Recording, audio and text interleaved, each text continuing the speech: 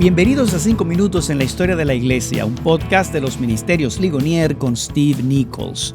Este episodio se titula La loca década de los 20. Durante la loca década de los 20 se libraron muchas batallas dentro de la iglesia. En los últimos 2 episodios hablamos de los 5 fundamentos y esta fue una especie de barrera de separación entre los liberales que estaban en la iglesia y los conservadores teológicos fundamentalistas.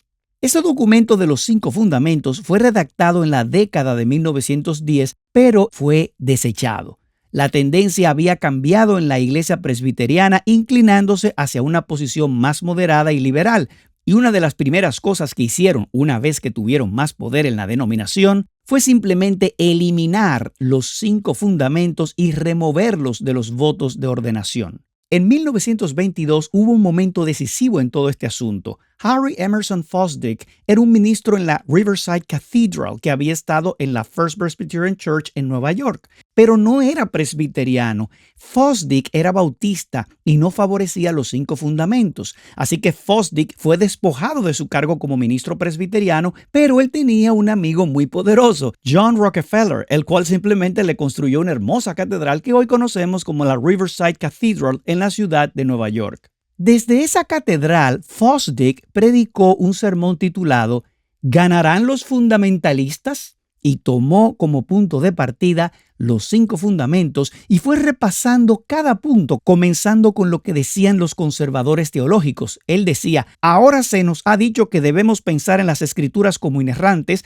pero lo que ustedes necesitan entender es que hay muchas maneras en las que podemos pensar acerca de las escrituras. Hay varias vías diferentes abiertas para nosotros como cristianos en cuanto a lo que podemos pensar de la escritura. También te han hablado del nacimiento virginal. Bueno, también podemos pensar diferente sobre el nacimiento de Cristo y te han enseñado que existe la necesidad de una expiación sustitutiva.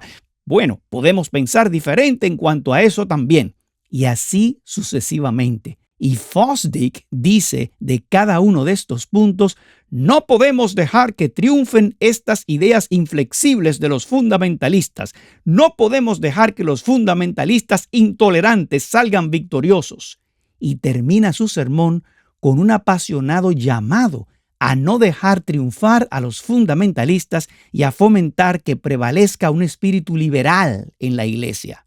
El sermón fue inmediatamente difundido por los periódicos. Rockefeller pagó con su dinero la distribución de cerca de 250,000 copias del sermón por todo Estados Unidos. Se le envió a pastores, trabajadores de la YMCA y también lo escuchó un profesor de Princeton llamado J. Gresham Machen.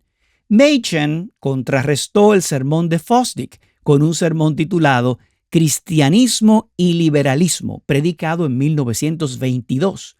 En 1923 lo amplió y lo publicó como libro en su obra clásica Cristianismo y Liberalismo. Machen era un político libertario que apoyaba el derecho de la libertad en un país libre. Por eso en su libro él plantea un argumento básico diciendo, escucha, este es un país libre. Eres libre de creer lo que quieras creer, pero no puedes creer algo que es totalmente ajeno y totalmente opuesto al cristianismo y aún así llamarlo cristianismo. Es decir, si atacas la doctrina de la Escritura que se ha mantenido históricamente, si atacas las doctrinas de la persona y la obra de Cristo que se han mantenido históricamente como la perspectiva ortodoxa dentro de la iglesia, si atacas el punto de vista de la venida de Cristo y si niegas que ocurren milagros, eso no es cristianismo. Simplemente no puedes creer lo que quieras y llamarlo cristianismo. Eres libre de creerlo, pero no lo llames cristianismo. Llámalo por lo que es liberalismo. Y así Machen respondió a la pregunta de Fosdick, ¿ganarán los fundamentalistas? Con un rotundo sí que esperamos se cumpla, pues lo que está en juego aquí es la Escritura y Cristo. Y estas son las doctrinas sin las cuales la iglesia no puede vivir. Soy Steve Nichols. Gracias por acompañarnos en 5 minutos en la historia de la iglesia.